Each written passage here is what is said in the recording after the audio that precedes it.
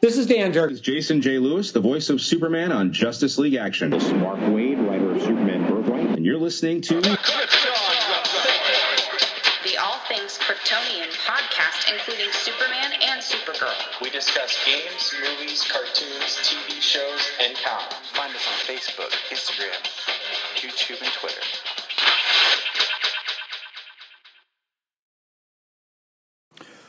Welcome to the Krypton Report, episode 222.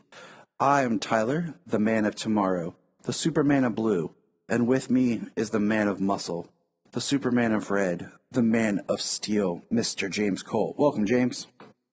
Hey, Tyler. How's it going tonight? Kids are crazy. It's life, but it's going good. Yeah. Well, yesterday we had the Snyder Cut release, so. Yep, it was a long day, and that's all we're going to say until Sunday when we record again. Yes. But we do have something on our plate before, and unfortunately life got in the way and actually pushed us farther to recording this than normal. Yeah, stupid life. But yeah. Pushing us till after the Snyder Cut. That's kind of the hard part. Like, that's all we want to talk about. We got to talk about this. Let's see here. And I want to talk about this. I do. I do too.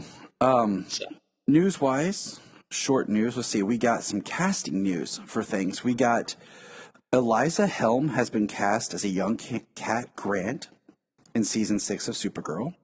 So that means they're going to do some flashback work, which is interesting. They have cast the actress who will be Naomi for the upcoming Naomi series. Her name is Casey Wallfall. So that's intriguing.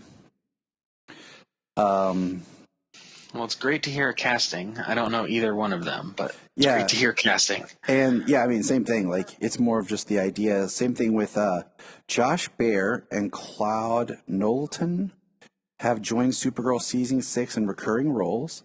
Baer's character described as being a famous or noted Kryptonian who plays an important role in helping Kara Danvers when she's faced with circumstances beyond her control. Meanwhile, Knowlton will play a mild-mannered alien who's able to assist Supergirl and her allies in their last mission to thank for her his tragic past. And then today they've come out and said that Lena Luthor is going to be a big part of Supergirl's inner circle for season 6. And, it's going to be that all the emotional stuff that Kara's been building up to and has experienced in all these seasons is going to pay off in this season. It's supposed to be a very heavy ride. So, okay. Yeah. Well, I mean, it's probably going to be pretty intense then. Very, very emotionally intense for this season, if that's the case, because Supergirl's pretty straightforward and hard hitting with their subject matter. Mm-hmm. Yeah. It's definitely like the most forward thinking show out of the CWDC, and all of them are forward in some way or another. Yes, I mean, they all have their own little niche going on. Exactly. So let's see here. We got, this is pretty bummer. Gotham Knights, the video game, will now not be released till 2022. Aw, that is disappointing. I just saw that today, which means, will they still release it like on PlayStation 4, like an Xbox 360, or are they just going to do a new gen release? Because originally it was supposed to be on both. And then PS4 and Xbox One, as well as 5 and Series. Yeah. Yeah. And now I'm just wondering, because that means I'll have to buy a freaking PlayStation 5. I want a Series X, but also I'm not in a big hurry. Just a number of months ago, 6-8 months ago, something like that. 8-10 months ago, maybe. I had to buy a new one because my original Xbox One died on me. So I had to buy an Xbox, but it was too far before the launch and everything else. So it's just, I just don't want to invest the money and only get like a couple of games right off the bat. You know, there hasn't been enough games. They don't have enough games at launch anymore like they used to. And then, let's see. Other news, we got our first look at Eclipso for Stargirl. And he looks trippy, man. He looks like a freaking Lord of the Rings goblin.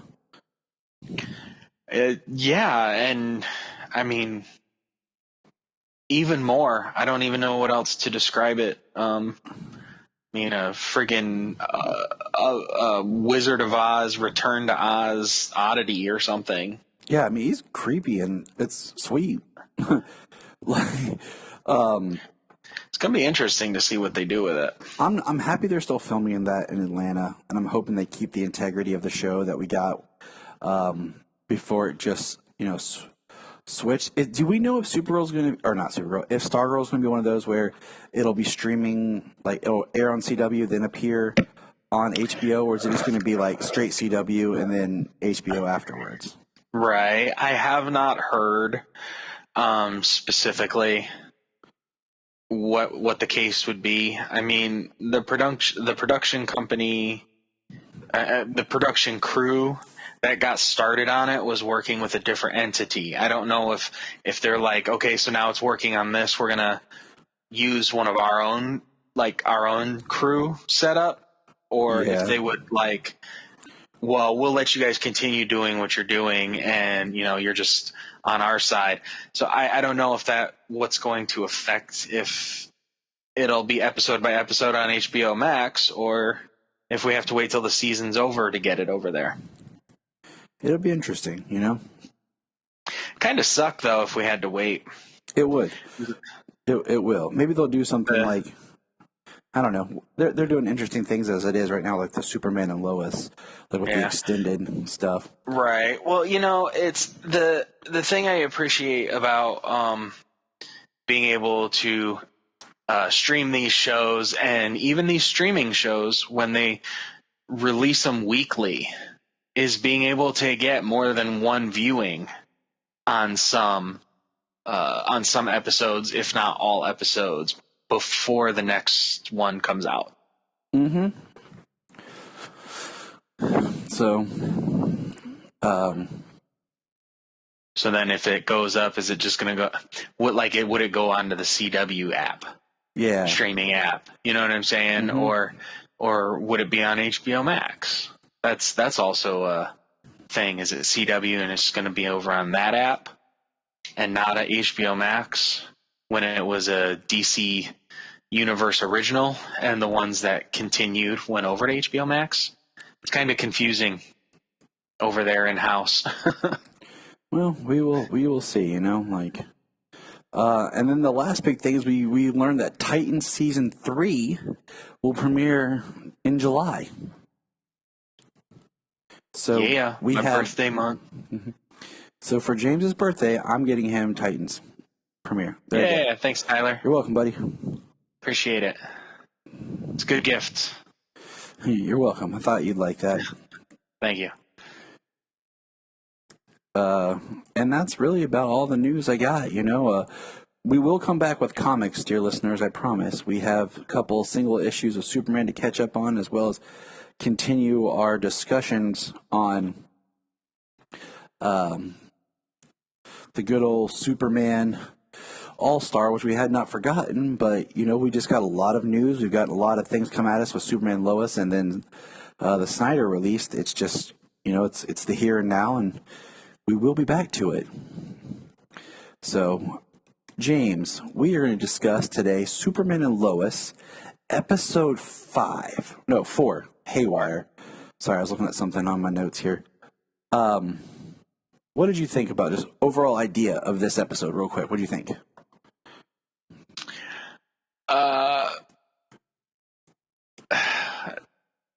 I mean, where to start?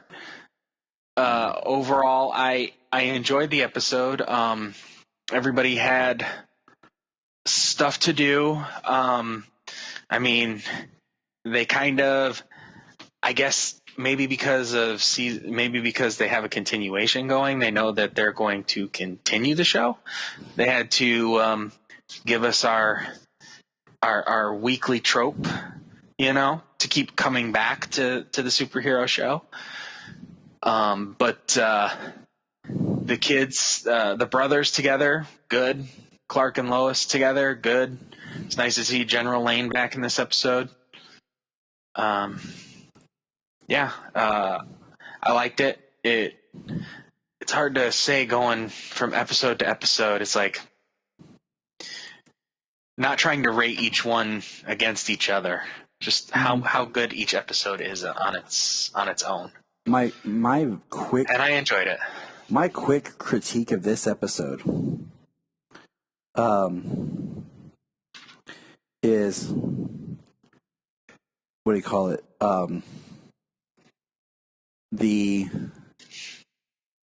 This is the first episode that feels more like a CW show.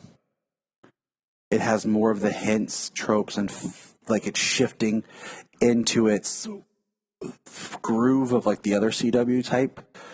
Not that that's a bad thing. I don't want to think it's a negative, but this is the first one that feels like, okay, all right, I see what you're doing here. So that is my quick observation. Yeah, I can see that overall. I can see that overall, but they are still keeping up some of the quality of the cinematography and overall storytelling elements. Mm-hmm. You can see, like you said, the CW-isms coming through, but there's so far still doing well. Oh yeah, it's still doing great. I'm just saying, like I can see it, like where it's like, oh man, come on. Well, it's currently the only CW show I'm caught up on, and like Flash, I haven't even started. Black Lightning, I haven't even started, and Batwoman, I'm behind. I don't know, 2-3 episodes maybe. That is the one I've gotten behind on because I was watching it with Jania, and it's one of those, like, sometimes I feel like watching it, and sometimes I feel like that's like a chore. Like, it just... Well, my daughter enjoyed watching it. I had a good time watching it. My daughter enjoyed watching it, so we got to watch it together. So that helped.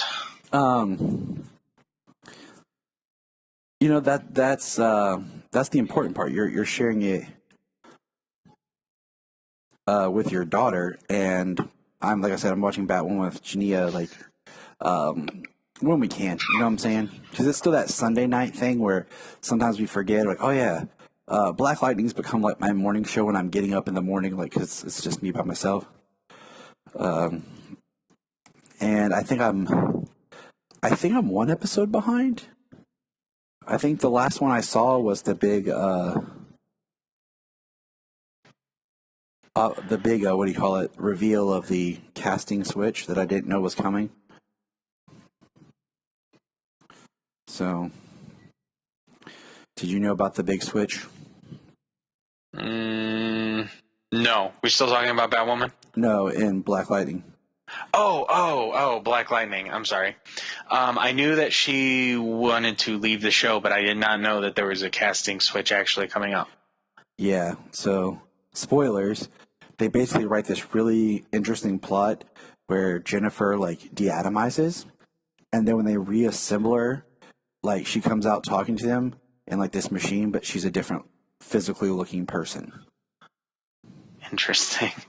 Like, and the episode ended where, like, she comes out, you see her face, and then it cuts everyone looking at her, and it just goes to black. And I'm like, okay, so that's how they did that. Interesting. And like I said, I haven't even started The Flash, but I did see an image scrolling through social media about somebody wearing some kind of weird helmet, and it said this is Ralph or something. Yeah. So yeah, that was weird. Like, I mean, spoiler people, but sorry, life happens. They have an exit strategy of Ralph and Sue show up, and like, so this past episode of The Flash, like I told Jania, is like, if I were to rewatch this, if I was rewatching last season of Flash, which was what, 6 or 7? I can't keep track anymore. It was 6, wasn't it? Yeah, it was. Yes. So if I were to watch season 6 and I was Yes. binging it, I would watch all of season 6 and then these first 3 episodes, because this past week's episode of The Flash was really the end of last season. They used the first 3 to really cap that storyline out, and next week's really, I think, where they're going to get going with what this season of Flash really is. So I would just do that, because they write a little thing where, I mean, I don't want to spoil anything for you, but they basically find a way of writing Ralph out, and I think it was just kind of weird, and they could have done better. I really think they could have done better. But let's get back to Superman and Lois. We diverged. I do want to catch up on The Flash. The Flash and Superman and Lois are my favorite too. You know, and it's very hard to compare a show that's been running for they're in its 7th season compared to a show that's in its first season. I just think that's not fair. Like, you know, I think it'd be fun one day, like over like a break or something, where we go back and like watch all the pilot episodes and just kind of discuss like impact and feeling just from the pilot of all the different series, because that's really where you're like, am I in the show? Because I feel like it's very hard to compare. Like, yes, the new show is fresh, like and a show that's been on for 7 or 8 seasons has a little bit more weight to it. Yeah, absolutely. And they've done so much, and they got to try and keep it new and fresh. And so, yeah, it's you can't really compare the two when it comes down to that. But those are my shows. So. Yeah, definitely. I mean, obviously, Superman and Lois. This is a show I anticipate every week. So after this week, it's going to suck that it's going to be gone until May. I really hate the hiatus stuff. Like, you kill the momentum. Just like, I feel like even though they stopped Crisis, like, at a good point, I feel like you kind of killed the momentum of Crisis by, instead of just giving them like a big, powerful week of 1 episode a night for 5 days. Like, and that's where I feel like you're building this show up, man. People are talking about it. It's trending. And you're just going to kill it. Yeah. I mean, it's there, over they and for Crisis, I mean, that was over a month. Yeah. So, and this is going to be too. But, I mean, it's hard to say that's what they're doing, because it's what they're doing again. This year is extenuating circumstances with COVID and the pandemic, but yeah, it's not actually anything new over at the CW.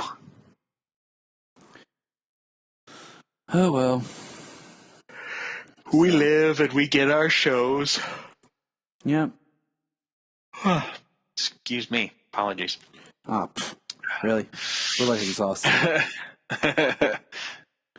So let's get into this episode. So this episode showed we got fallout in the sense of we didn't really. Okay. This episode proved why Morgan Edge is coming to Smallville. It opens with a really interesting kind of half convoluted of something crashing, they find a person, Morgan Edge, it cuts.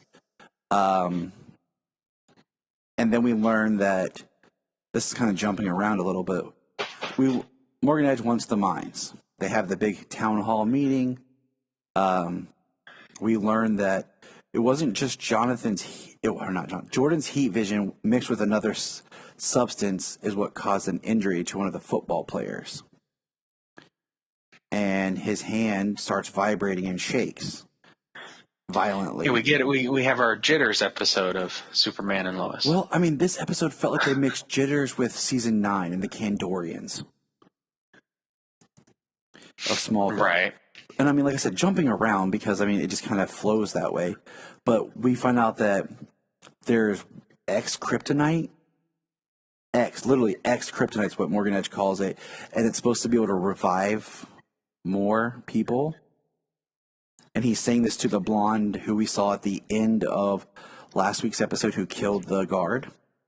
Yeah, Lar, she killed the assassin.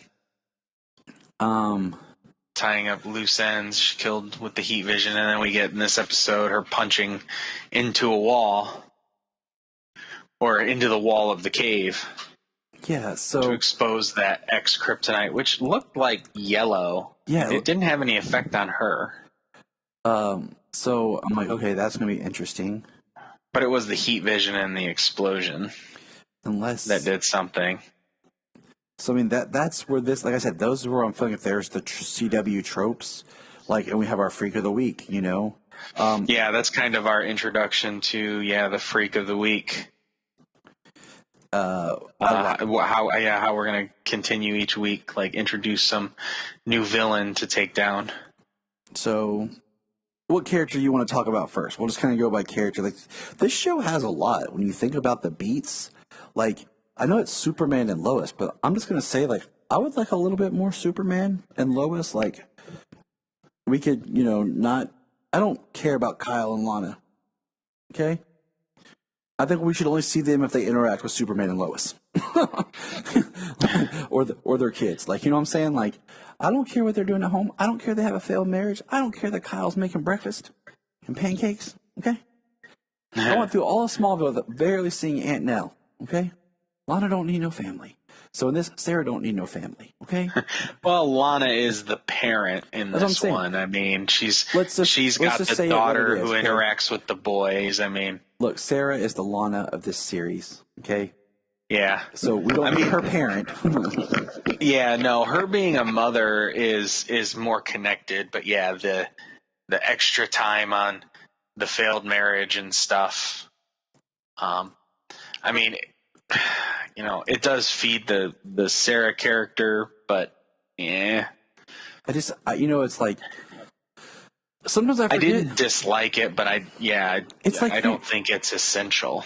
It's like, how you're watching Smallville and you're telling yourself, this is a Superman show, but you're caught in, it's Clark, and then in this we're watching, it's Clark and it's Lois and this, and then we forget that he'll actually put on the costume. Because then all of a sudden you're like, oh yeah, the costume, yeah. All right, buddy. Right. So Sam Lane, when he showed up, okay, we'll back it up a moment here. And he's all, this is the one where we had saw in the preview about, like, Lois talks to him about Clark's priorities changing. It's called being a father. Sam brings up a good point about the fact that Clark's absence is being noticed by the criminals. That they drop Inner Gang's name, that they're more active, that they're starting to move bigger prisoners out from Metropolis because Superman's not there patrolling.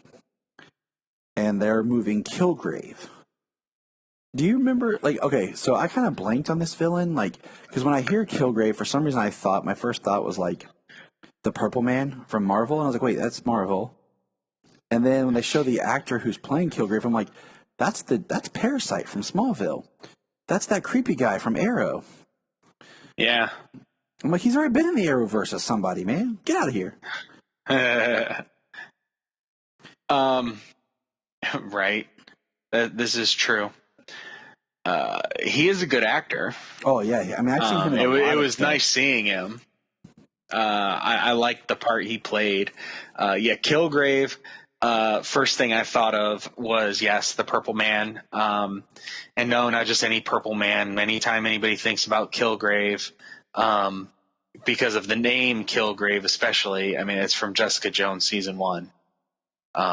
It's what was his name? Is that Matthew Tennant? David Tennant.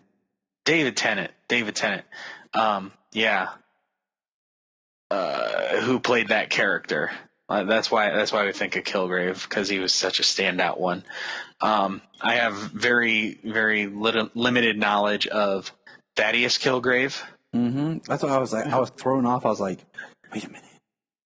I don't know everything, people. Before everyone starts trying to crucify me, okay? And I know a lot. Okay, and I would probably know more if I didn't have a wife who wants to spend time with me. Okay, because I do devote time to my wife. Okay, there are friends that I know that have way more knowledge and spend a lot more time podcasting, and I'm not sure how their wife hasn't smacked them yet, or maybe she has, and I just don't know it.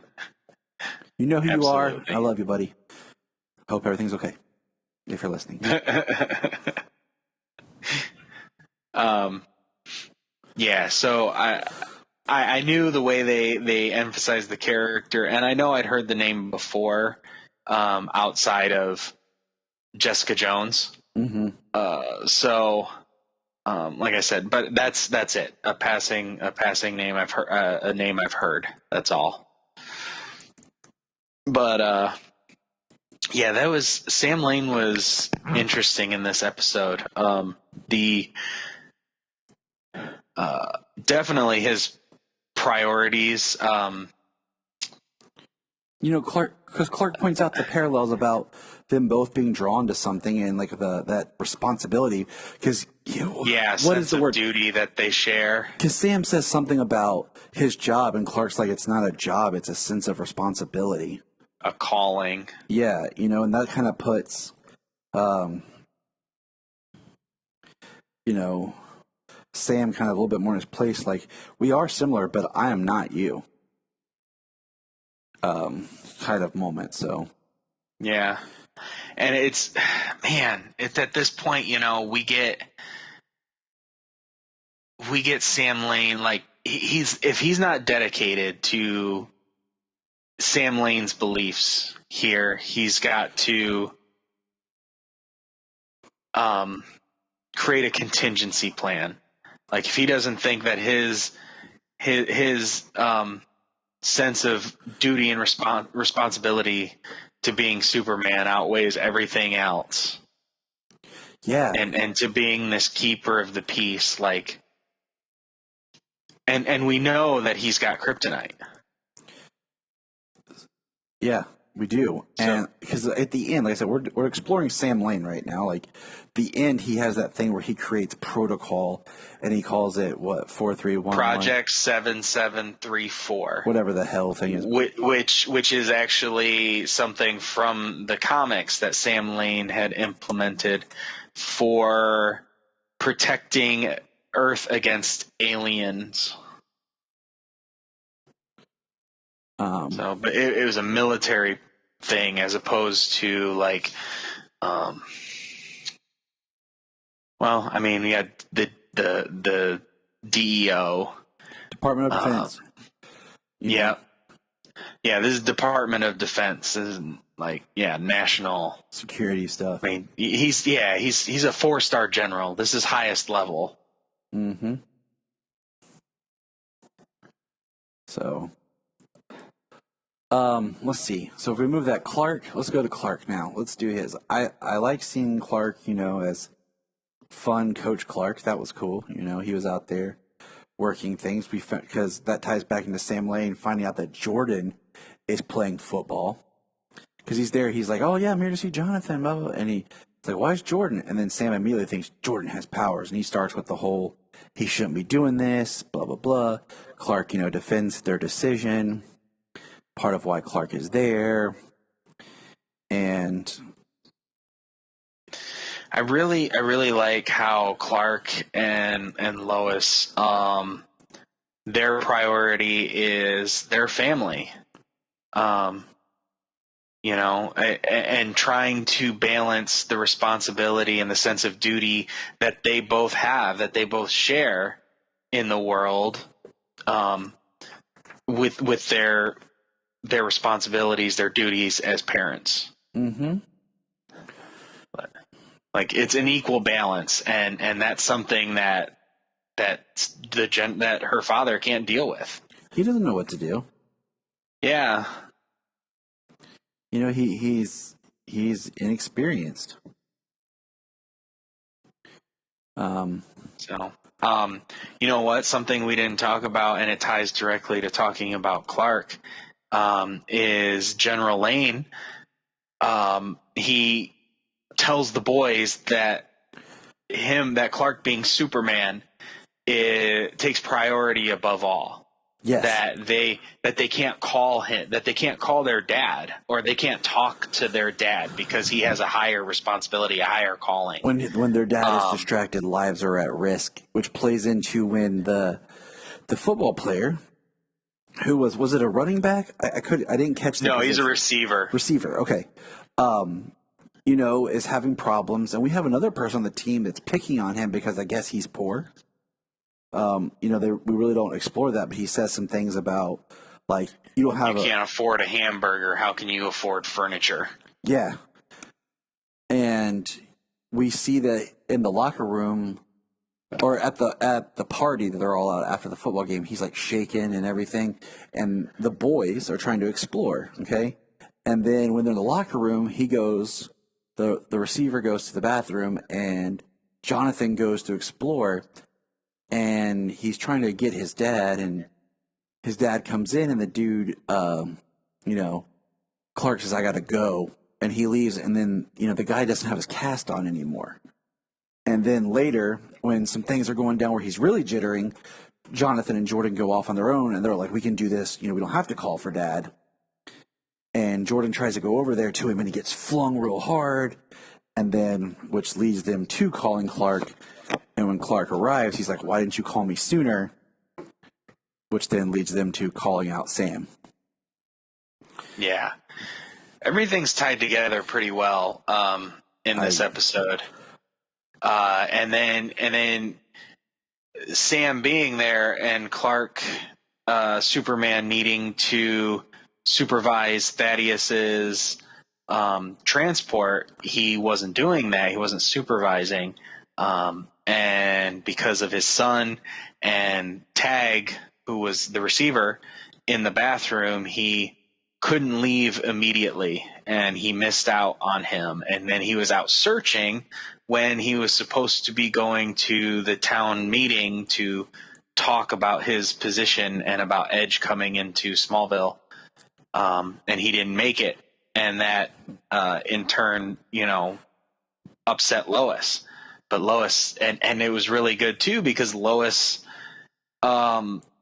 she's upset, she's angry, she has every right to be, but she also knows that she doesn't because of who he is. And I like what she says when she's like, "I don't mind you missing the family dinners, the date nights, the birthdays, anniversaries."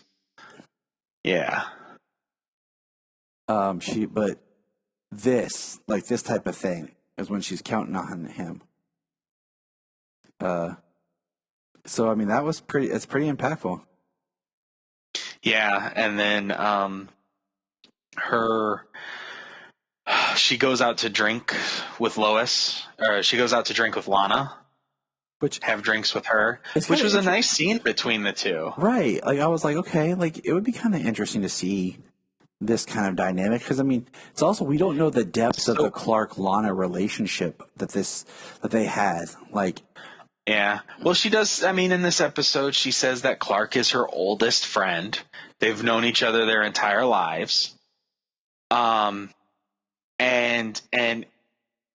see, now what helps to impact the Lana home scene, like the scene that she kind of has a nice moment with Kyle in the kitchen during breakfast and everything.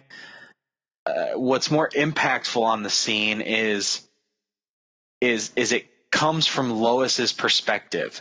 Their talk and the time they had that night really helped Lana feel that, the next morning, look at things differently. Mm-hmm. You know what I mean? So Lois is actually she's helping people in her own way.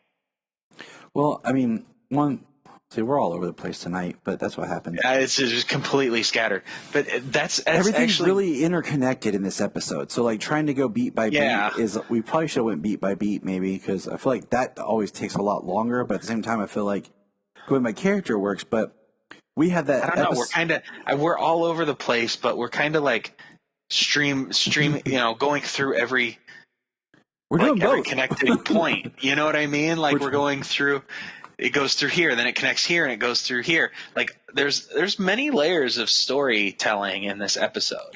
There is, because earlier, okay, Morgan Edge finds out that Lana works for him as an employee, and he asks Lana and Kyle to dinner. Now, Kyle is a big Morgan Edge fan, and what I told to Jania was, Kyle right now has the verge of being a great character if they don't keep him stereotypical, if he's all about his town and then realizes he was wrong, like Morgan Edge isn't helping the town. You know, right now he's just all about what's best for the town, and he has a chance to be a really good character.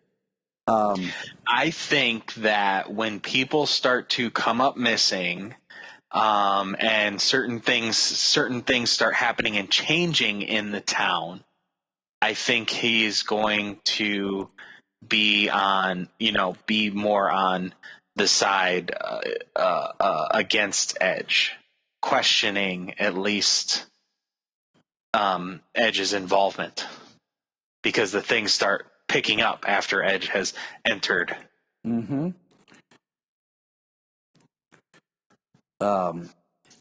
Morgan Edge asks them to dinner. They go to dinner, and Kyle's so busy just kind of like living it up. He doesn't see that Morgan Edge is basically really kind of hitting and making Lana feel very uncomfortable.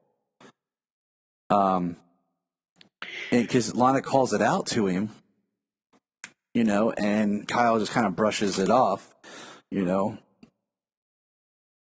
And that's a scene that, like, it sets up shows their dynamic, and it helps pay off better when she's talking with Lois, is what I was getting to.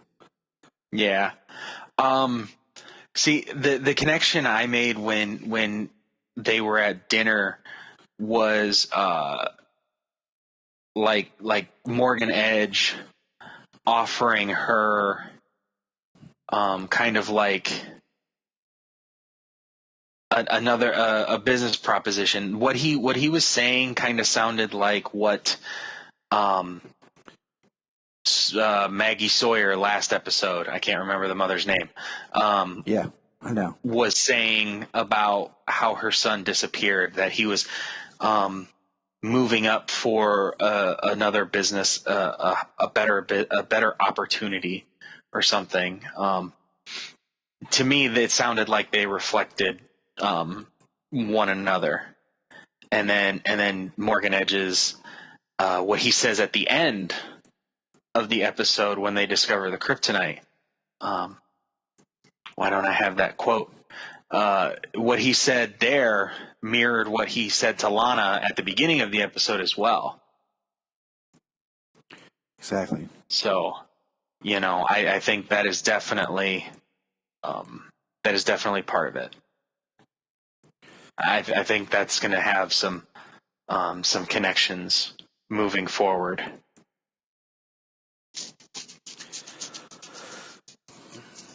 So back to Kilgrave, you know, to kind of back it up, because that's kind of where that thread goes. Till we get back to Lois. Now let's go to Lois real quick.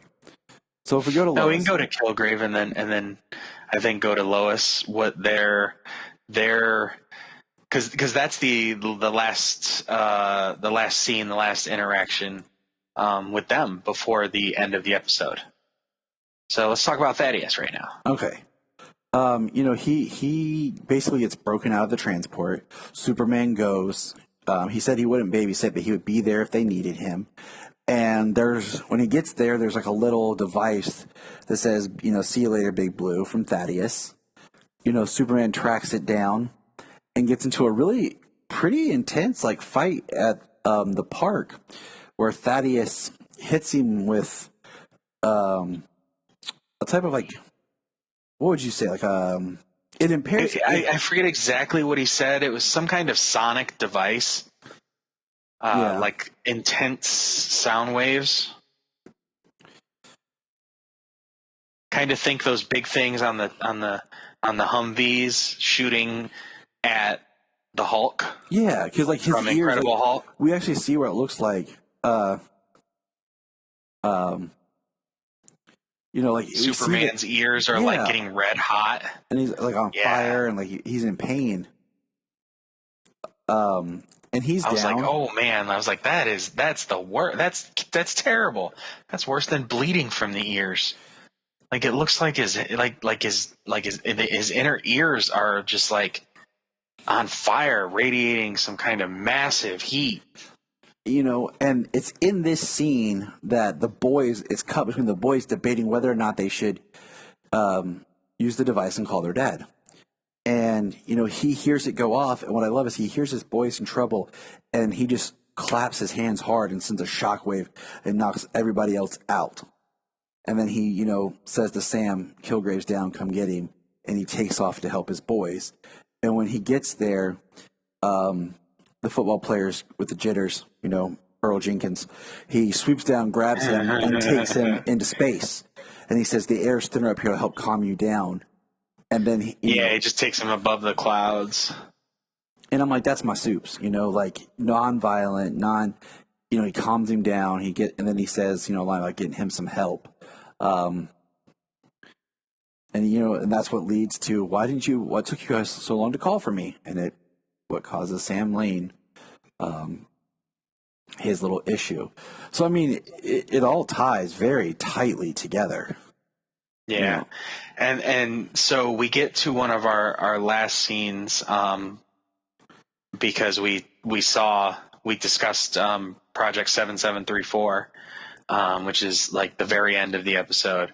One of our last scenes is, Jordan lures Lois out to the barn. And of course, she's asking all these questions, what could your dad possibly need my help for out in the barn? And he said, won't you stop being the investigative journalist and just, I don't know, be surprised? And, she goes out to the barn and Clark's got all these candles lit and he's dressed up in a suit. He's got a little dinner for them in the barn. And they have a nice moment. Every morning she's the first thing in his head, and every night she's the last thing, and that he couldn't do everything he does as Superman and with her father and for the world and with the boys if it wasn't for her. So it's very nice. And it goes, this is when General Lane calls in. And it's kind of because in this episode, he's throughout the entire episode. And before Lois goes out to have her drinks, she's like, you are who you are. But with the boys, with her dad in his ear all the time, like, and everything that's going on and him not getting to the vote, she feels low on his priority list. Mm-hmm. And they had a really great interaction too, the way they spoke to each other about that. Because she says, I'll feel like crap for feeling this way in the morning because I know.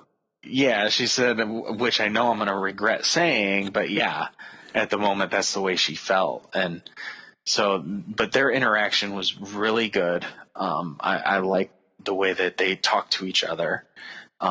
In their marriage, and they had a really good talk in the barn, and then General Lane called her to give Superman the heads up of something happening, and a nice little thing there, no, Lois went to the bathroom when she's sitting right there listening, and then Superman goes to do his thing, and she blows him a kiss goodbye. It's a really nice scene. I really like their relationship interactions this episode.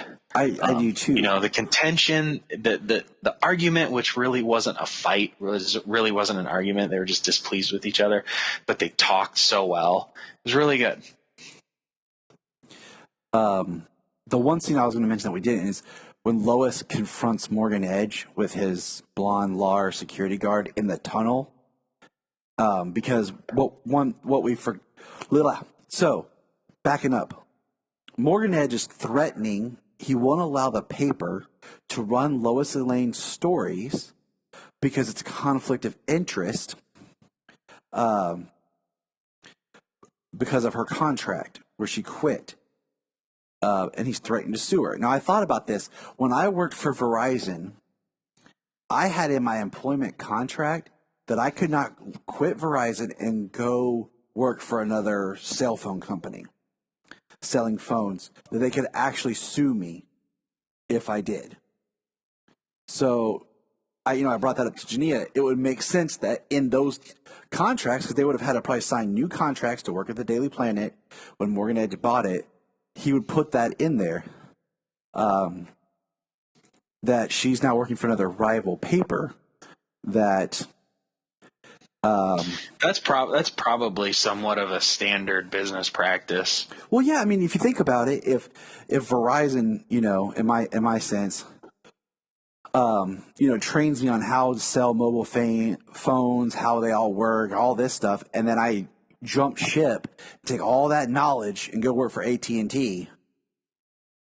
It's like they train me, and Right. I just now plug in my knowledge to the AT&T price bracket. Right. And I can talk about how Verizon works compared to AT&T and puff up AT&T.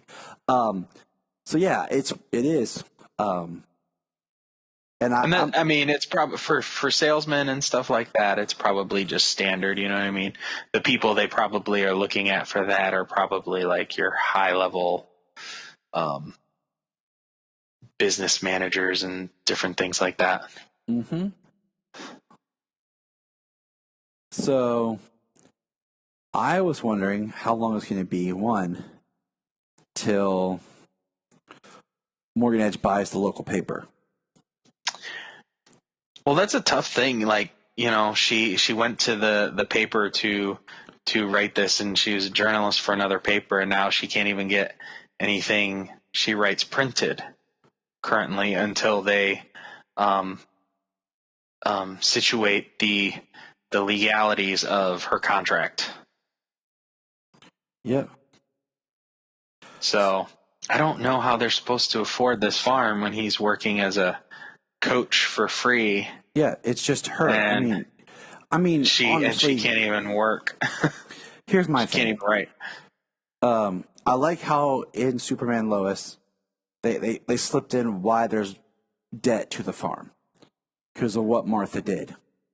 I like that. Yeah. Because I really got tired all the time. Like, even, in Justice League, like, why are they still paying on the farm? And Jania's like, well, they probably got a second mortgage. I'm like, okay, like, I don't know how all that works if you, like, already, like, paid off your house or whatever. They had a loan. Because how many times did they try to sell the back 40 in Smallville? Okay? Right. Well, like you think about it, I mean, a family farm, how many generations was it in just Man of Steel and Justice League? Like, if that was the house that they bought, at least two. That's a 30-year mortgage, you know what I mean? Should they probably be getting close to paying it off? Yeah. But they always reference Jonathan's father and the farm and everything, so we know at least two generations of Kents have had that Kent family farm. Well, and then especially with Smallville, but also, I mean, farms, they have to take out a lot of loans on that super mega expensive equipment. It's possible to do the job. I mean, it's very possible. Who knows? But I'm saying they just did a great job of, like, solidifying why this is what it is, Yeah, absolutely. I agree. And I was like, okay, that's cool. And I'm just spitballing here. Oh, you're doing a great job. And to myself, I'm thinking, okay, you know what? Why don't we just have something,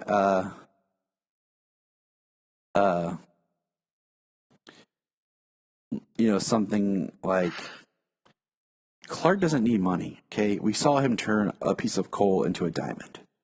Okay. Clark also has rich friends. Okay. I won't name any individual names, but I'm pretty sure that if he's like, hey, bro, can I just, get some money and pay this off? Sure, man. Right. Or through some financial means like, oh, it's magically paid off from an anonymous donor. Yeah, exactly. Like Superman and Batman, Apocalypse, the animated movie. that graphic novel when he's like, bill me for was it $50,000, $500,000 computer or something? Yeah, he's like on a reporter's salary. But Superman didn't seem too worried about that. Nah, because Bruce will just eat it. Yeah, right. he's like, you got this, Bruce. Yeah, it's hidden in the Wayne budget somewhere. But yeah, that's just one of those things. I'm like, okay, Clark's. I mean, maybe they have some savings. That's what I'm kind of going with right now. Like, they got savings. Yeah, absolutely. I mean, they should be. I mean, they should potentially be in their early 40s here. Well, I like very late 30s. I'm saying late 30s. With establishing that Kryptonians age slower, Tyler can look younger and be older. Oh yeah, absolutely. I was talking to someone on Twitter, like, could potentially be a 50-year-old man and still look like he's 28 years old. I was talking with a person on Twitter. We were joking about how they try to pass Tom Welling off as like 14 in the first season of Smallville, and I'm like, in all reality, it should have been like a 10-year-old playing Clark and saying he's 14 because of the Kryptonian aging process. Absolutely. Clark should have been the smallest boy just because he's aging so slow. Right. Yeah, considering. Yeah, I mean, you think that maybe it's the sun in his the radiation in his cells, the way it's metabolized when he's older, that keeps him young. That growing up and going through puberty, he sprouted by gathering more and more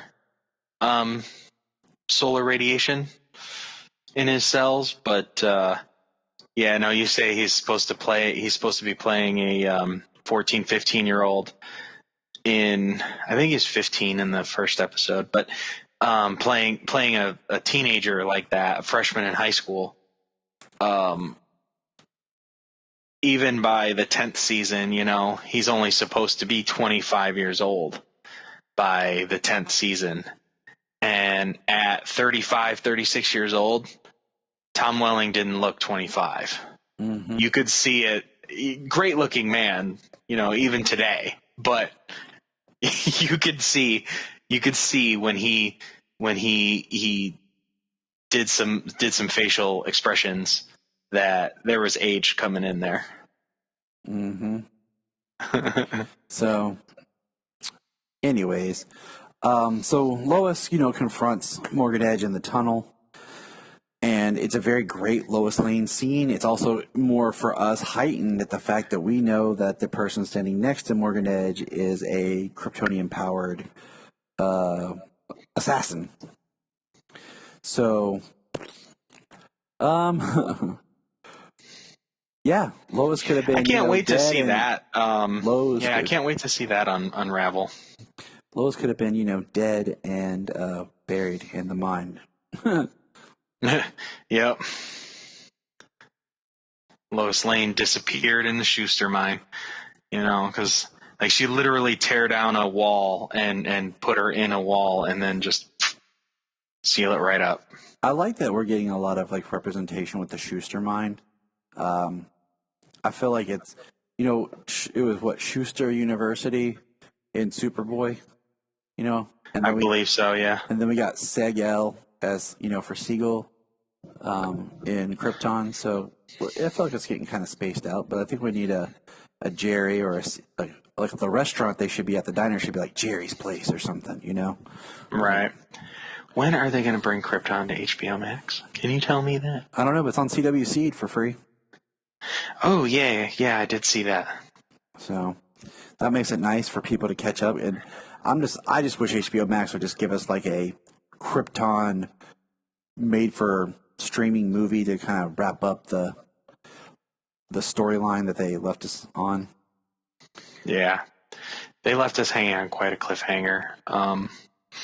I would love to see, and you can't, not every show. Number of shows have in the past, but get picked up by another network And there was another sci-fi show that got Stargate. picked up by Prime. Oh, yeah. I was about to say, Stargate SG-1 went from HBO to Sci-Fi years ago. Oh, really? Yeah. Oh, I didn't know that. The first 3 seasons of Stargate SG-1 was, like, more dark, and my mom had them all and everything, and then it went to Sci-Fi, and got your typical sci-fi budget 90s late aughts or early aughts show. Yeah. And what do you call it? I think, with the property being what it is, I mean, it's still in the Warner Brothers DC house, that Krypton coming to HBO Max would be pretty sweet, but I just don't want to be one of those people, because I get tired of everyone's like, man, HBO should do this series or Netflix should do this series, and I'm like, everybody wants a streaming service to pick up their show, and I get it. Like, I truly do. I'm just asking for like a 2-hour movie to just wrap up the plot, and it would be a great way to maybe wink at that, Segel is the grandfather of the Jor-El that ties into Superman and Lois, just to bring it on back in, or something, just because you have this great property. And, recently rewatching Man of Steel with Brian, like, he kills me because he's like he's ahead of us. Like, he's reading so much comics, but like as far as like shows go, like he hasn't finished stuff. And I made the point to him. I said, I don't play video games. I watch a lot of stuff. I always have. Like, and I didn't mean it as a dig. I'm just saying, like, I don't play video games that much. I'd rather watch a show or a movie and discuss it. And I was talking about how, Krypton, the series, started out as a Man of Steel prequel series, and then they retweaked it. But Krypton, the show, did a great job of showing how you can tie both the imagery and style of the Zack Snyder Krypton with the Krypton we've known from the other films. It was a nice little hybrid of how it all could coexist and kind of work together. Yeah, other films, other shows. Like, so I think it was a pretty good amalgamation of so much Superman and Kryptonian mythology from all different mediums. So I mean, if you had a little bit more budget for like a 2-hour movie on HBO, you could really show Krypton beautifully as being both like the Snyder and the Donner ways. So all that to say that. Yeah. Yeah, I've been wanting to rewatch Krypton. Like, I just started it again, I think before DC Universe ended, but there was no chance in hell I could finish.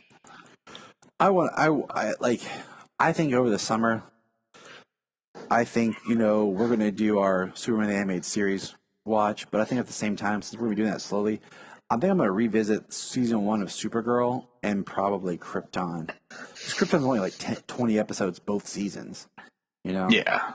So I think I'm going to do that over the summer and just kind of, I haven't watched Supergirl season 1 since it aired. I watched it again right after, but, going back to that CBS vibe and see how that was, Right.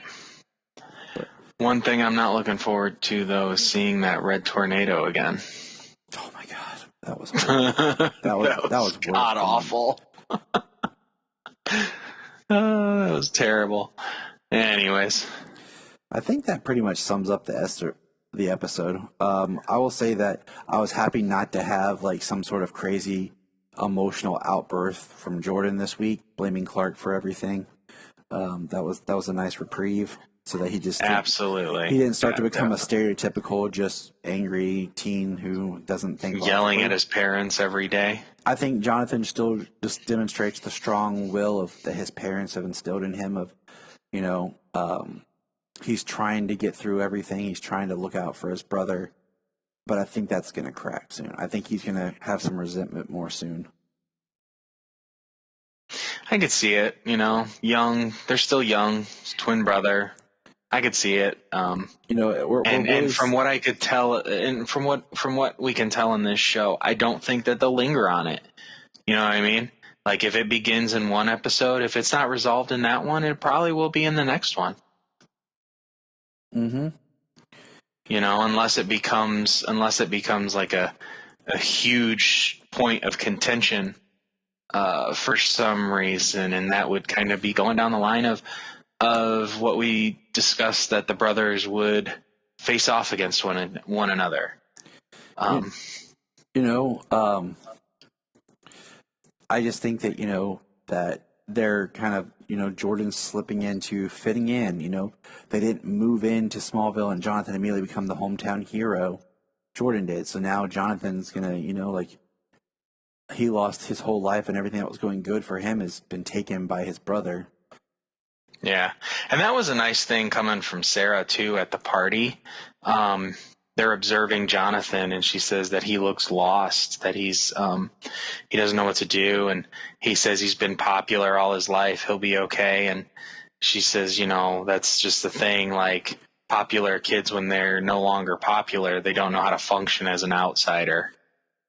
Mm-hmm. So I think it's nice that Jonathan's been looking out for his brother, but now from the other side, because of Sarah, Jordan may not have come up with that on his own because of his own issues. He's probably looking at himself more than he's observing his brother. So with her being there, it kind of it between those two, Sarah and Jordan, and then Jonathan, they've got each other's backs. They're forming a nice little... and they still do. It's good. What I hope doesn't happen, and this is just me speculating, is teen drama don't bother me when it feels like it's real. It's when it's overly done, I feel like, okay, now we're just we're taking it to that level where okay, it's a TV show. I don't feel connected anymore. What I don't want to happen is something along the lines where there's some sort of kiss or something between Sarah and Jonathan, and Jordan sees it and immediately is hates them all and turns, and it's a huge big fallout, like Chloe seeing Lana and Clark kiss in the loft at the end of season 2. Yeah, but we knew that was coming because Clark, all he wanted was Lana. But I mean, like a very sappy, over dramatized soap opera style, of everyone. Yeah, I know. So I'm I don't want that. I want to see brothers that yeah, they fight, but they still take care of each other, and they still have each other. It's about the family being a strong family, and I think part of it is Clark. Clark is hope. Okay, that's the Superman thing. Is he's supposed to represent hope. And I think that Smallville has lost a lot of its hope, even more so with the death of Martha. And Clark returning in a way, he should be the beacon, the icon as Clark, not so much Superman now, of bringing Smallville back to the Smallville that it was. And I would like to see him start to get more, like I said last week, about the idea that Clark's heading for this big realization that his Smallville that they live in is not his Smallville. But then he needs to step up and realize that he needs to be active, dig into the community. And I would not, straight up right now, I think it'd be kind of a neat plot that if Clark became mayor. I know that's usually a comic book thing for Oliver Queen, but Clark is the mayor of Smallville, that could be something really neat. Yeah. Hey, there's President Superman. Why can't there be Mayor Clark? Mayor Kent. Keep that in the back of your mind when you watch the next episodes and stuff, and just think about it. So probably a long shot, but if it happens, hey. I think it'd be just a way of getting him involved in the town. Yeah, definitely more community, I think. I think he needs to be, to get Smallville back to being the good small town it was. Yeah, I think we get a little bit of that foreshadowing with the Lois saying, the star son of the town, this or that. Probably because he left and he had a big journalism career. His name was synonymous with Lois Lane. Pretty big.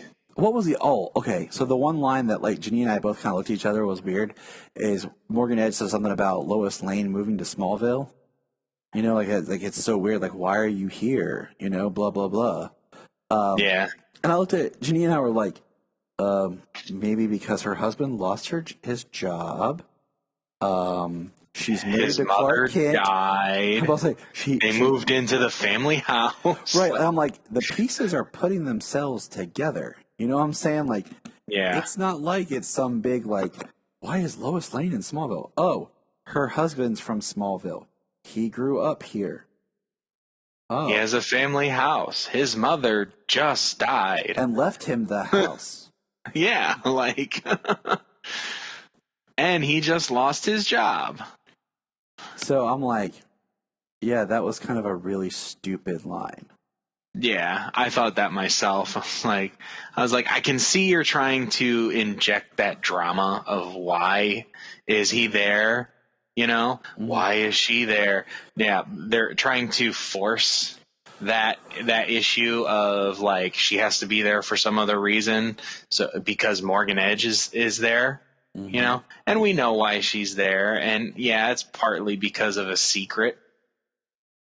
I mean, probably mostly because of the secrets involved, but it's not a stretch to see from an outside point of view for nobody who doesn't know those secrets. Mm-hmm. Yeah, I'm like it's very easy to piece together that. Oh, yeah, I'm like, now if there wasn't that, then, there would be, you know, some issues. So, I'm just, you know, but anyways, that was,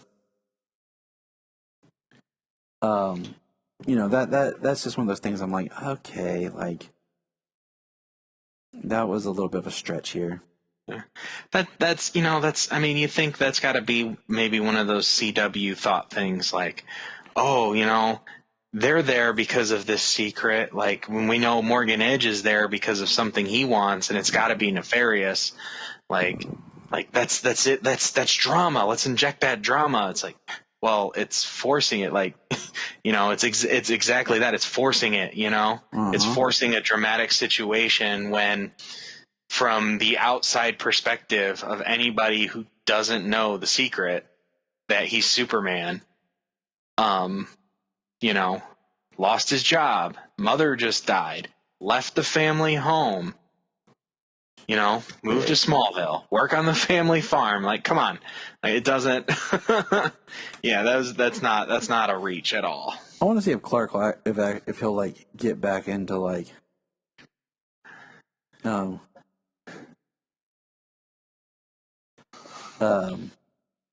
do you call it?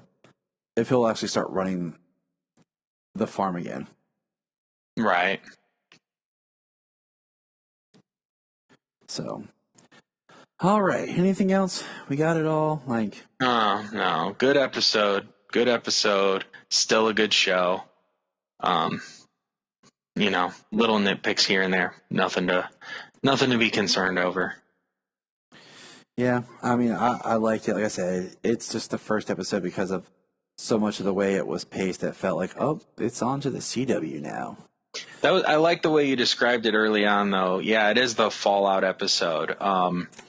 There's the fallout of Superman not being in Metropolis, the fallout of Luthor talking to General Lane, General Lane's perspective on why they moved out there, the kids. I feel like, you know, the past, you know, episodes have all been like set up to this one. This one really kickstarts the subplots more, you know? Yeah, it's good. It's good. They definitely have driven it, steered it well for 4 episodes. So, I'm looking forward to our next episode this coming Tuesday, and see what kind of, I don't know, mid season, I guess you could say, even though it's like a third of a season, cliffhanger that they'll probably leave us on. Yeah, I mean, it's just one of those, like, it's going to be interesting because, you know, it's going off, but yet what we get is Supergirl. So it's like we're still getting our Kryptonian fix, but at the same time, it's like I really want at some point there to be some sort of reference of Supergirl and Superman, existing. Like at this point, we're a few episodes in, so some dialogue would not be too much to ask for. Yeah, definitely. What I hope within the first few episodes, maybe there's some kind of dialogue like, yeah, Clark, like what? Clark lost his job at the planet, and they moved to Smallville.